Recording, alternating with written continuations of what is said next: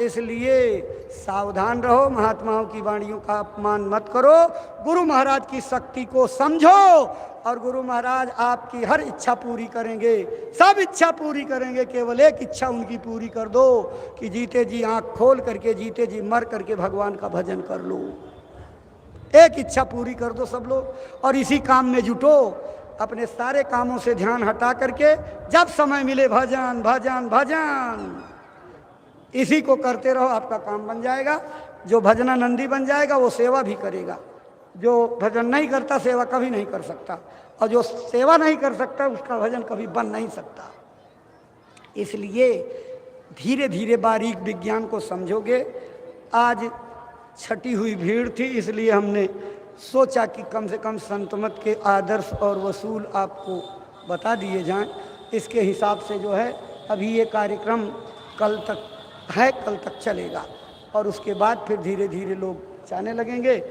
अब हम अपनी बातों को यहीं पर विराम देते हैं। त्रुटियों को क्षमा करिएगा। तीर तो बहुत आपको लगे होंगे क्योंकि मन के विपरीत बात हुई है। बस इतनी ही प्रार्थना, बद्दुआ मत देना भाइयों बहनों, कोई दुर्भावना मत रखना। मैंने किसी गलत भावना से आपके ये बातें नहीं कही, केवल इसलिए किताब का आपका जीवन निखरे, चमके, सेवा में पारंगत हो जाओ। ये झोली वाले भाई और रजिस्टर वाले अब खड़े हो जाएं, बाकी और बैठे रहिए। गुरु महाराज का भंडारा 8 दिसंबर से 12 दिसंबर तक मनाया जाएगा। कल पूज्य महाराज जी ने आपको न्योता दिया है। इसके पहले अभी 108 दिनों का काफिला 14 अगस्त से 29 नवंबर तक का निकल रहा है। पहले सीकर राजस्थान जाएगा, उसके बाद लौट करके मथुरा खितौरा होते हुए बहराइच, श्रावस्ती, बलरामपुर, गोंडा कार्यक्रम करते हुए 29 नवंबर को फिर मथुरा की ओर आएगा और 8 दिसंबर से 12 दिसंबर तक भंडारे का कार्यक्रम है। इस काफिले में सेवादार के लिए, विभिन्न प्रकार की सेवाओं के लिए कार्यकर्ता सेवादार चाहिए।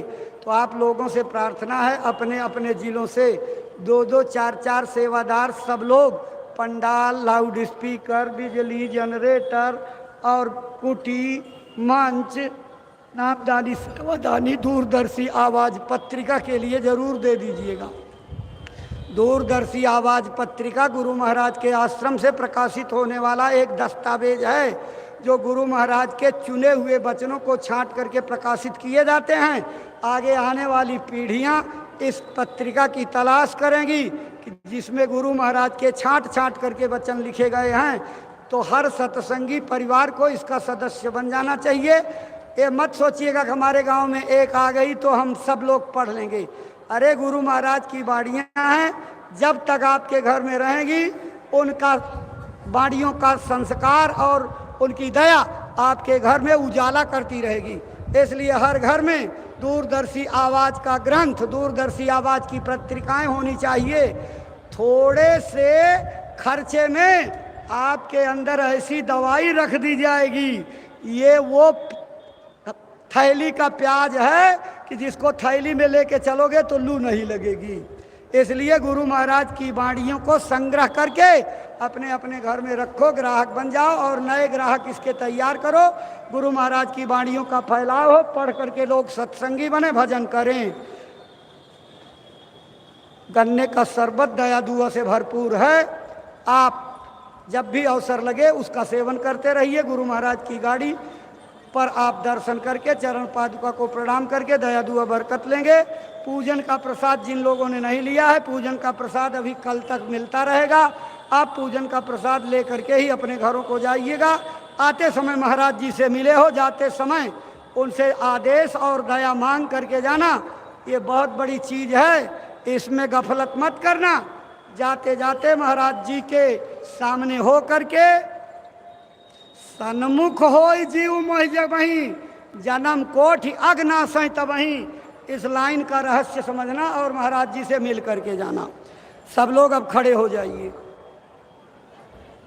सभी भाई बहन खड़े हो जाइए। बार बार अपनी